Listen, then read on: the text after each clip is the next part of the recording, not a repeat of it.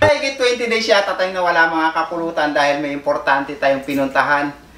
So ngayon nagbabalik na tayo. Ano pa nga ba? Magluluto na naman tayo syempre ng pampulutan natin sa araw na ito. So ano yung pulutan na gagawin ko ngayon mga kapulutan? Eto siya.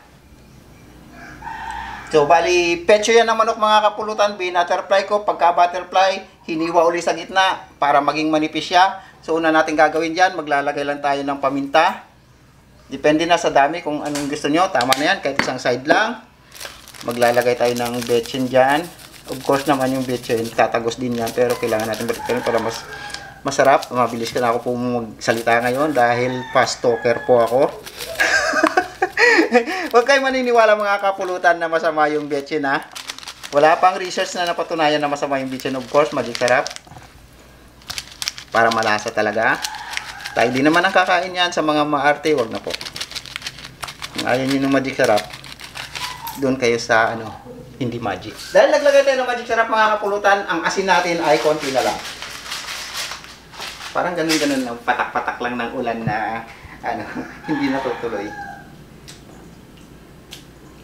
Baliktarin lang. Ano ulit? Okay na yan. Babad lang natin itong mga 30 minutes siguro at pwede na natin itong iprito. Pero bago natin iprito yan, gagawa muna tayo ng pang-breeding niya.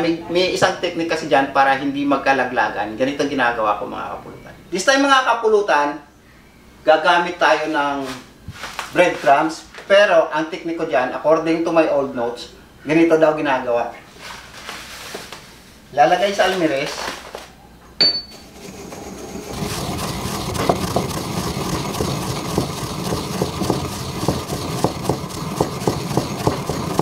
Yan. Buhos dito.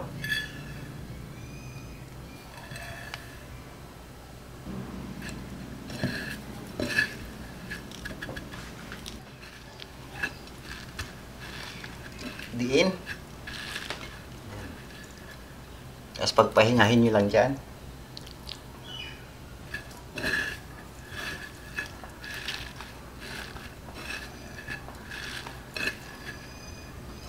Pahinga.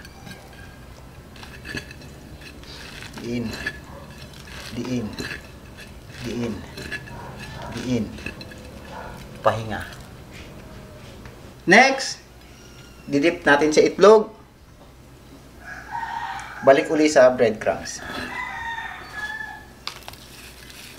Medyo makapal to mga kapulutan. Balik uli dyan, pagpahingahin. Hindi na natin ididiin. Yan, balik uli dyan. So, ganun na ganun lang ang proseso mga kapulutan. Nagpainit na po ako ng mantika dito. Actually, madaming mantika kasi magdi-deep fry po tayo. Tara, start na po tayo.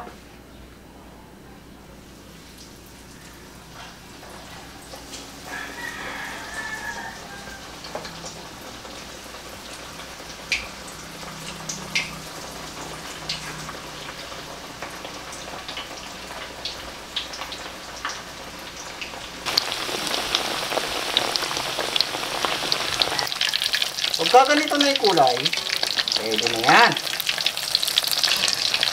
Ganda ng kulay.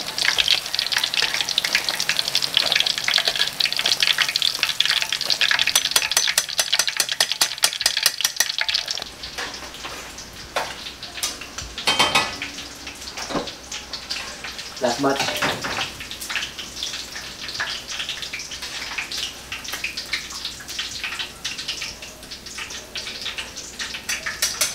Pananginit.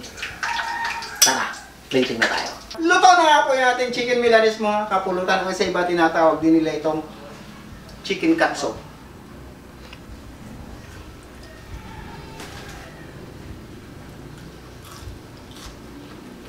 God. Crunchy sa labas. Moist sa loob. At ang lasa. Mas simple, mas masarap. Wow. Tamang-tama to sa fried rice siguro, no? May gumatet. Fried rice. Kakatakam. Kaya sisling. Lalaway na ako. O isi-sisling mo doon sa sauce na Pwede. Mang Tomas nga. Okay, gagawa ka ng mushroom sauce, Ay, oo. no? Mm. At lagay mo sa sizzling plate. Ay, naku, Diyos ko. Ang sarap. Sa itsura pa lang. Ang ganda ng kulay niya. Golden na golden brown. Tamang-tama lang pagkaluto. Ang teknik mga kapulutan, mahinang apoy lang. Tapos, yung hindi pa gaano mainit yung mantika para hindi mabigla yung ating breadcrumbs. At isa pang technique pala. Pag nakuha niyo yung ganitong texture, may kumatit, ipakita natin. Yan. Kapit na kapit yung breadcrumbs. Ayan. Dahil yan, sa breadcrumbs na technique natin na dinikdik. Hindi siya nagkalaglagan.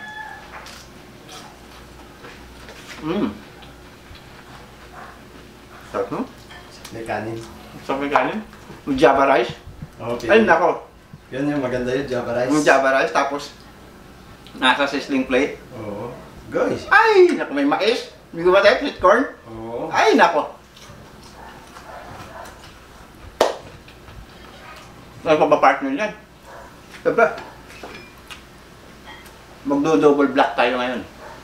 Aba! Double black? Double black. Important. Oh. Maraming salamat, madam, sa double black. Siyempre, madam, alam mo yan, love na love ko yan. Thank you, madam. Hindi ko pa yata natikman yan eh. Mag-try nga mamaya yan. Oy, try mo mamaya. Gusto mo i-try pad na natin yan? Kahit tayo dito. Ano? Deal? Sige. O sige, try pad na. Sana. Ayan, naka-try pad na. Nakapagod kaya magkawak ng kamera. Ayun na. Titignan muna natin. Ayun, pwede na yan. Hindi mo matit. Ayun o. Kuha na ako dito. Ako buha ka. May Carlos pa tayo dyan. Ito, tikmo ko. Ay, oo. Okay, sa Yan, magmatit. ang amoy pa lang eh. Ayun, tama lang. Yung, ano, may gabi pa eh. Cheers, cheers, cheers, cheers, cheers. Cheers na. Huwag mo nang basagin.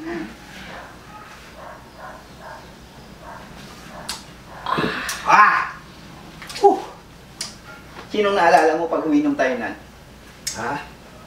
Dr. Amihan. Oh, at saka si, ano, Parang Ricky. may Reke. Yan. Grabe pala to. Inubos ko agad eh. Uy, inubos. Try mo, try mo. Kuha pa tayo. Ay, naku.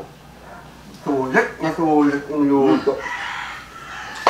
Ako mga pulutan, pag yung pulutan mo, asahan mo na. Oh, na. Mabilis na ubos. Hindi, kunti-kunti. Sabi kaya, i-cubes mo ng ganito ka lang. Isang subuan lang, no? Pero kung gusto niyo siguro spicy, pwede no? Oo, Aman. Pero pag sa mga bata to, Ay, Tom! Si Mark. ubos to. Ubos. Walang ligtas no? Wala. Mga bata kasi may link sa mga ganito. Prito-prito. Prito-prito. Pero Ayan ingat-ingat ang lang din sabaw. sa cholesterol sa mga prito-prito. Ito lang yung maganda sa may picture. Oo. Kung titimplahan mo talaga ka. Siya mo yung Kasi pagkakabit mo yung kumakit. Lasa talaga niyan, wala eh. Ilang araw lang yan eh. lalo na sa mga lechon-lechon, pagka picture kinain mo, parang may busog ka na kagad. Maskin sa mga nilaga. Ay, tinola? Ay, hindi ako kumakain ng may kapatid, tinola. Ang kinakain ko lang dyan, liig. Alam ko. Liig pakpak. Yung mga part ba na May buto. mga singit-singit. Yun ang masarap, pero yung pecho, naku, Diyos ko. Pero kung napaka-crunchy pa niya. Kanina pa to, actually, ang dami ng pictures na pinagdaanan yan. Nako. Yung kumukuha din ng alagalo. Sakto. Ganun pala kanipis lang.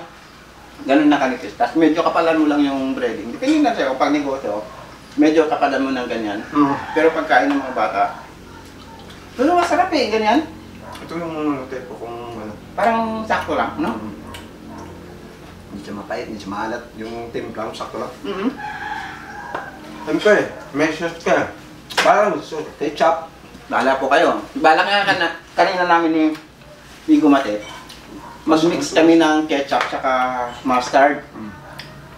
Naalala ko, yung ketchup na lang kasi may yung ketchup ng Pilipinas, manamis-namis. Manis. Hindi kagaya yung ketchup sa ibang lugar, maasim. Masin.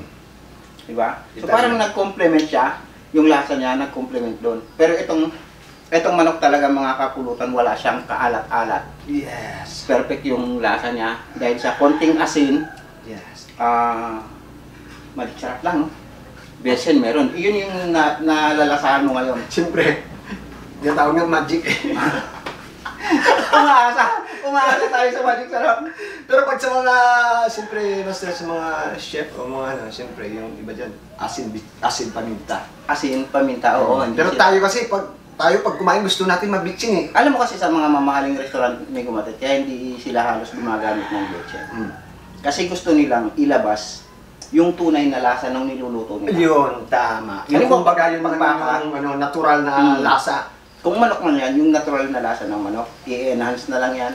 Tapos yung kung baboy man, ilalabas lang nila yung tunay na, na lasa nun. Tama, yan nga, nasabi mo, master, na baboy, pwedeng-pwede. Ay, pwede.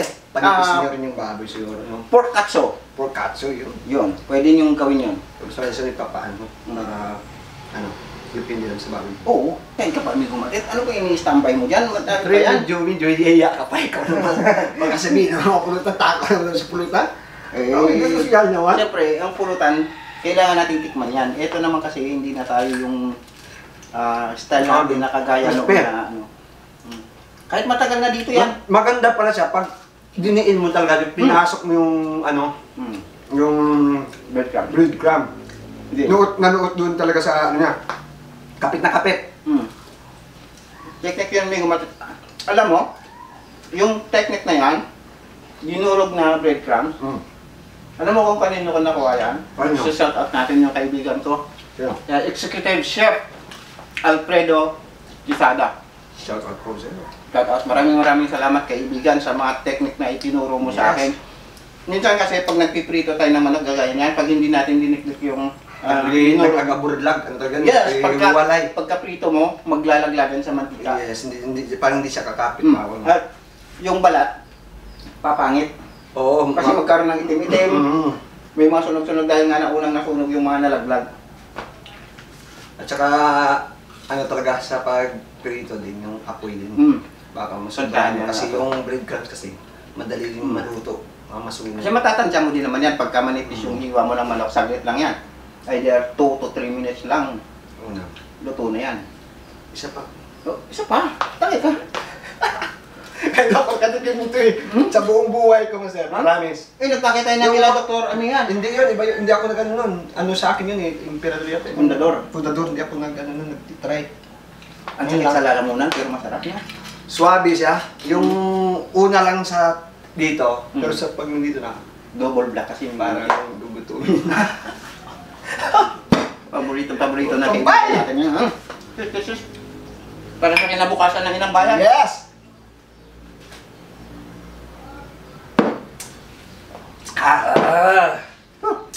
Ano kaya kung samahan natin ng kamatis? Pwede. Lasa. Subukan mo. Huwag mo nila yung sa akin. Subukan mo muna.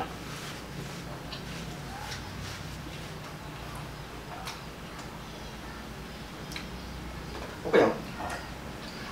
Maraming salamat mga kapulutan.